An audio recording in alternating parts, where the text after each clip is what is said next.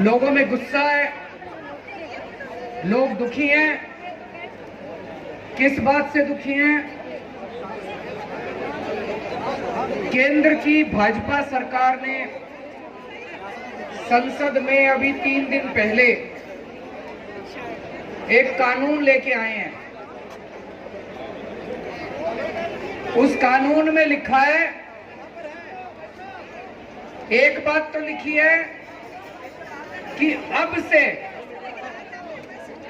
दिल्ली सरकार का मतलब होगा एलजी। उस कानून में लिखा है कि अब से दिल्ली सरकार का मतलब होगा एलजी। तो भाई साहब फिर हमारा क्या मतलब होगा? फिर जनता का क्या मतलब होगा? फिर आपका क्या मतलब होगा? फिर देश की जनता का क्या मतलब होगा? अगर दिल्ली सरकार का मतलब एलजी होगा तो दिल्ली की जनता कहां जाएगी? दिल्ली की जनता की चलेगी नहीं चलेगी? मुख्यमंत्री कहां जाएगा? फिर चुनाव क्यों कराए थे? फिर चुनाव क्यों कराए थे? जनता लाइन में क्यों लगी थी? जनता ने वोट क्यों दिया था? जनता के वोट का कोई मतलब नहीं बचा। जनता के चुनाव का कोई मतलब नहीं बचा। जनता की सरकार का कोई मतलब नहीं बचा। जनता ने 70 में से 62 सीट दी, उसका कोई मतलब नहीं बचा। अगर दिल्ली सरकार का मतलब एलजी होगा तो फिर तो जनता के साथ तो धोखा हो गया भाई। ये तो गलत हो गया। दूसरा, इस कानून में लिखा है कि अब सारी फाइलें दिल्ली सरकार की सारी फाइलें एलजी के पास जाया करेंगी। भाई साहब, जब हमारी सरकार बनी थी सारी फाइलें एलजी के पास जाया करती थी। 2018 में सुप्रीम कोर्ट ने आदेश दिया कि भाई दिल्ली में चुनी हुई सरकार है, चुनी हुई सरकार के पास पावर होनी चाहिए, देश जनतंत्र है। सुप्रीम कोर्ट ने बोला कि भारत जनतंत्र है, जनतंत्र में जनता मालिक होती है, जनता का शासन होता है, जनता जिस सरकार को चुनती है सारी शक्तियां उसके पास होनी चाहिए, सुप्रीम कोर्ट ने बोला। सुप्रीम कोर्ट ने कहा कि कोई भी फाइल एलजी के पास अब नहीं जाया करेगी। ये मैं नहीं कह रहा भाई साहब, ऑर्डर में लिखा हुआ है, सुप्रीम कोर्ट में लिखा है, ऑर्डर में लिखा है कोई फाइल एलजी के पास नहीं जाया करेगी। अब इन्होंने कानून में लिख दिया सारी फाइलें एलजी के पास जाया करेगी।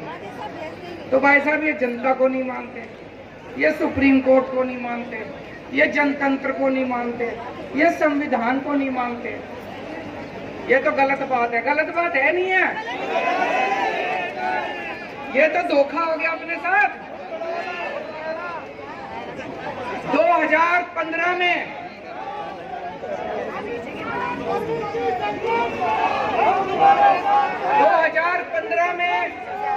दिल्ली विधानसभा के चुनाव हुए। जनता ने आम आदमी पार्टी को 70 में से 67 सीट दी। फिर 2020 में चुनाव हुए, जनता ने 70 में से 62 सीट दी। फिर अभी उपचुनाव हुए एमसीडी के, जनता ने एमसीडी के उपचुनाव में बीजेपी को 0 सीट दी। तो भाई साहब, दिल्ली की जनता साफ साफ यही तो कह रही है कि हमको बीजेपी नहीं चाहिए,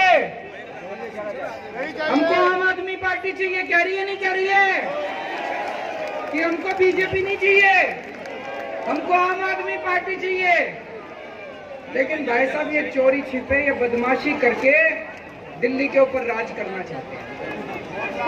वो कहते हैं ना, एक छोटा बच्चा मैच खेल रहा था, क्रिकेट मैच हार गया, तो उसके बाद क्रिकेट का बल्ला और बॉल लेके दोनों लेके भाग गया। ऐसे ही एक के बाद एक चुनाव हारते जा रहे हैं, लेकिन ये इस तरह से बदमाशी करके दिल्ली के ऊपर राज करना चाहते हैं, जनता का राज खत्म करना चाहते हैं। ये इनका एक तरह से इनका ये पूरे देश के अंदर यही कर रहे हैं। चुनाव कराते हैं, अगर चुनाव में हार जाएं तो दूसरी पार्टियों के एमएलए खरीद लेते हैं और वहां पे सरकार गिरा देते हैं। करते नहीं करते पूरे देश के अंदर? दिल्ली के अंदर आम आदमी पार्टी के ये जितने एमएलए बैठे ये खरीदे नहीं जा रहे, ये बिक नहीं रहे। कोशिश तो बहुत करी इन्होंने, कोशिश बहुत करी इन्होंने, ये बिक नहीं रहे। तो ये दिल्ली के अंदर जब एमएलए नहीं बिक रहे तो इन्होंने ये कानून लाके दिल्ली के अंदर ये सत्ता खत्म करना चाहते हैं, जनता की सत्ता खत्म करना चाहते हैं। आज पूरे देश के अंदर इस बात की चर्चा हो रही है, दिल्ली के अंदर जो काम हो रहा है, दिल्ली के अंदर शिक्षा के अंदर इतना अच्छा काम हो रहा है नहीं हो रहा है? सरकारी स्कूलों की काया पलट हो गई, प्राइवेट स्कूलों की फीस नहीं बढ़ने दी। इतने शानदार काम दिल्ली के स्कूलों में हो रहे हैं। ये कानून शिक्षा के अच्छे कामों को बंद करने के लिए बनाया गया है। वो नहीं चाहते कि दिल्ली के अंदर अच्छा काम करती रहे आम आदमी पार्टी, क्योंकि दिल्ली के अंदर अच्छा काम हो रहा है तो इनको सूरत के अंदर इनको तकलीफ हो रही है, कर्नाटक के अंदर इनको तकलीफ हो रही है। देश के अंदर जहां जहां अभी पंचायतों के और नगर निगम के चुनाव हो रहे हैं, आम आदमी पार्टी की धीरे धीरे धीरे धीरे सीटें आनी चालू हो गई। अब उत्तर प्रदेश के अंदर लोग कह रहे हैं कि हमें भी फ्री बिजली चाहिए, गुजरात के अंदर लोग कह रहे हैं हमें भी फ्री बिजली चाहिए, अब हिमाचल प्रदेश के अंदर, पंजाब के अंदर, हरियाणा के अंदर हर जगह लोग कह रहे हैं हमें भी फ्री बिजली चाहिए। मैं इनसे कहना चाहता हूं कि दिल्ली के अंदर अच्छा काम हो रहा है, इस अच्छे काम को नहीं रोकना चाहिए, गलत बात है। तुम भी अच्छा काम करके दिखाओ, कंपटीशन तो अच्छे काम का होना चाहिए।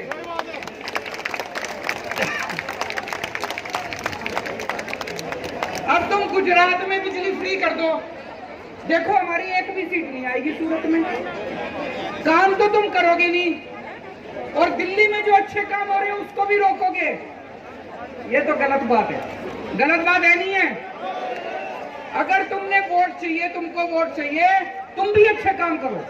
जैसे दिल्ली में आम आदमी पार्टी अच्छे काम कर रही है, तुम भी दूसरी जगह अच्छे काम करो, तुमको भी वोट देंगे लोग। तुम तो करोगे गुंडागर्दी, और दिल्ली में जो अच्छे काम हो रहे हैं वो भी रोकोगे। मैं आपसे पूछना चाहता हूं, असली देशभक्ति क्या होती है?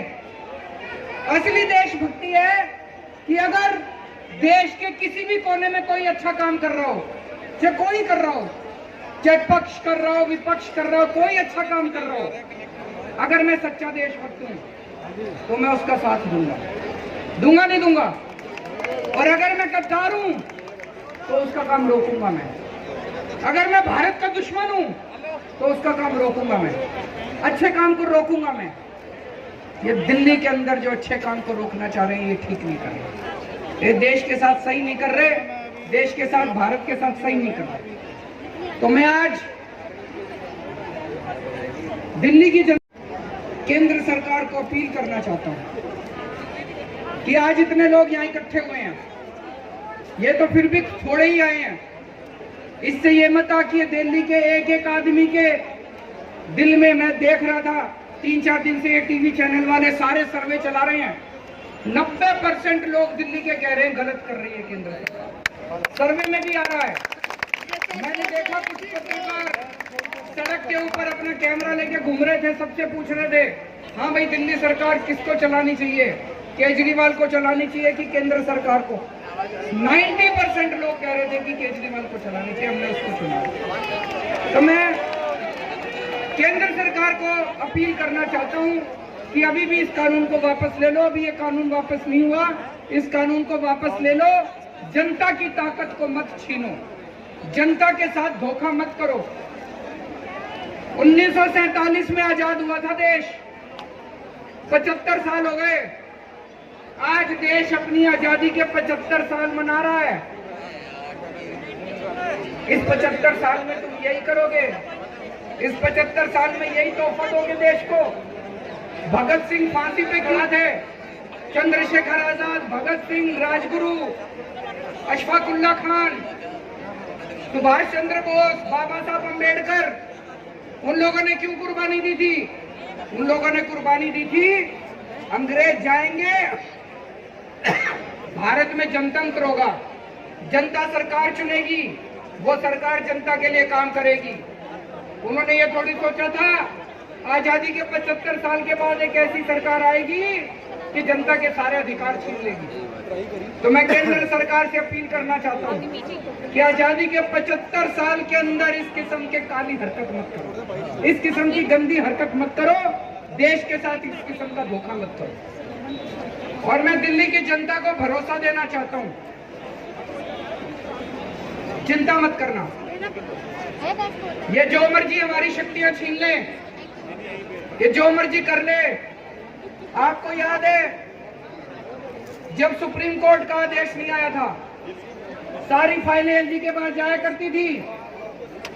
हम आपके लिए सीसीटीवी कैमरे लगाना चाहते थे पूरी दिल्ली में। एलजी साहब ने 1 साल तक फाइल रोक के रखी सीसीटीवी की, 1 साल तक सीसीटीवी की फाइल रोक के रखी। फिर मैं, मनीष सिसोदिया जी, गोपाल राय जी और सतिंदर जैन, हमने एलजी साहब के घर के अंदर जाके धरना कर दिया और आपकी फाइल पास करा के लाए थे। तो दोस्तों, अपने सामने अब 2 काम है, दिल्ली की जनता के सामने 2 काम है। एक, हम ये संघर्ष करते रहेंगे कि जिसके लिए हमारे आजादी के दीवाने लड़े थे, उन्होंने कुर्बानियां दी थी कि सत्ता जनता के हाथ में होनी चाहिए, ये सत्ता वापस जनता के हाथ में लेके रहेंगे। और दूसरा, कोई भी काम नहीं रुकने देंगे, जितने दिल्ली के विकास के काम हैं, सारे विकास के काम होंगे।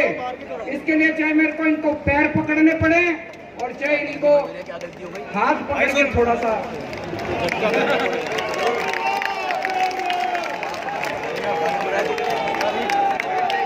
काम नहीं रुकने दूंगा, आपके सारे काम होंगे। दिल्ली की जनता के लिए कुछ भी करेंगे, चाहे पैर पकड़ने पड़े, गिड़गिड़ाना पड़े, चाहे कुछ भी करना पड़े, सब करेंगे। आपके काम नहीं रुकने देंगे। लेकिन जो इन्होंने जनता की ताकत छीनी है, वो वाली ताकत भी वापस लेके रहेंगे। भारत